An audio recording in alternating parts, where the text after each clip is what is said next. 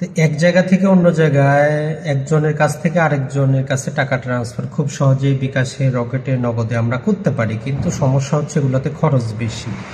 তো ব্যাংকিং ট্রান্সফারটা যারা করেন সেখানে খরচ খুবই কম, কিন্তু ব্যাংকিং ট্রান্সফারের কিছু সিস্টেম বা নিয়ম আছে যেগুলোর কারণে দেখা যায় যে আপনি এখনই ট্রান্সফার করছেন, সেটা একদিন বা 2 দিন পরে জমা হচ্ছে।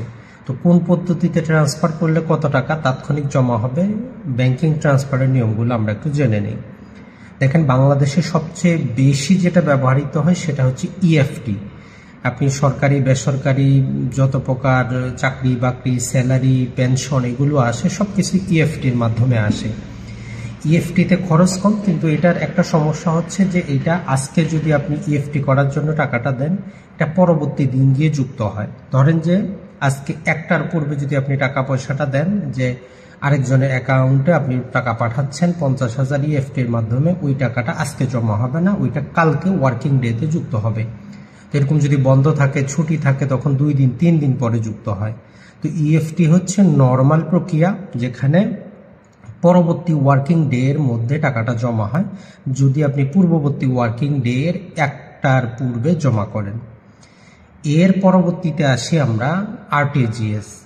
তো আরটিজিএসটা করা হয়েছে আসলে সর্বনিম্ন 1 লাখ টাকা বা তার উপরের জন্য, আর ইএফটিতে আপনি 2 টাকাও পাঠাইতে পারবেন। তো আরটিজিএস হচ্ছে তাৎক্ষণিক, আপনি যদি এখন 20 লাখ টাকা পাঠান অন্যজনের অ্যাকাউন্টে, এখনই যুক্ত হয়ে যাবে।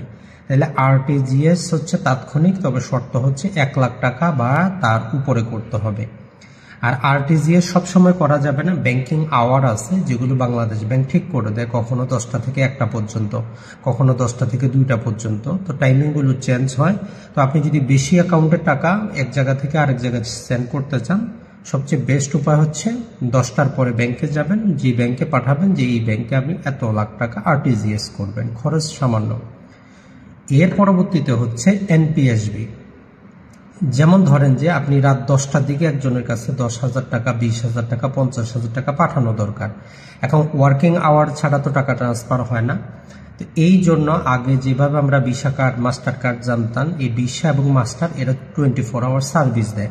তো এইরকম বাংলাদেশ ব্যাংক যেটা করেছে, এনপিএসবি নিয়ে এসেছে, যে দিনে রাতে যে কোনো সময় সুপার মার্কেট, হাইপার মার্কেট বা যে কোনো দোকানে যখন আপনি রাত 2টায়ও শপিং করবেন, আপনার কার্ডটা সোয়াইপ করলে টাকা ট্রান্সফার হয়ে যায়।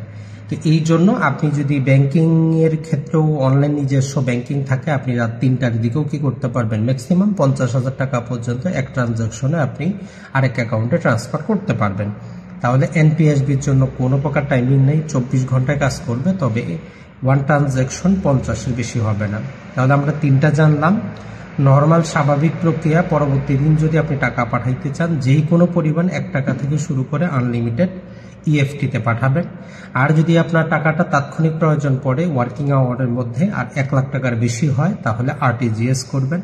আর যদি আপনার নিজস্ব অ্যাকাউন্ট থাকে, ট্রান্সফার করতে চান ম্যাক্সিমাম 50,000 টাকা পর্যন্ত 1 ট্রানজাকশনে, সেইটা এনপিএসবি। তো আপনি যদি অনলাইন ব্যাংকিং যে কোনো ব্যাংকেরই থাকে, আপনি ট্রান্সফারে গেলে অপশনগুলো পাবেন।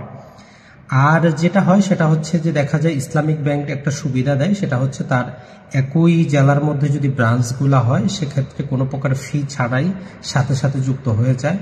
আবার এক্ষেত্রে নানা প্রকার তাদের ফি এর পার্থক্য আছে, যে যদি আপনার অ্যাকাউন্ট থেকে এজেন্ট ব্যাংকিং অ্যাকাউন্টে পাঠান, সেক্ষেত্রে টাকা পয়সাটাও কিন্তু বেশি কাটে। তো বাংলাদেশ ব্যাংকের এই কয়েকটা হচ্ছে পদ্ধতি। তো আপনি ঠিক করে নেন যে আপনি কোনটা দিয়ে পাঠাবেন, কোনটা আপনার প্রয়োজন।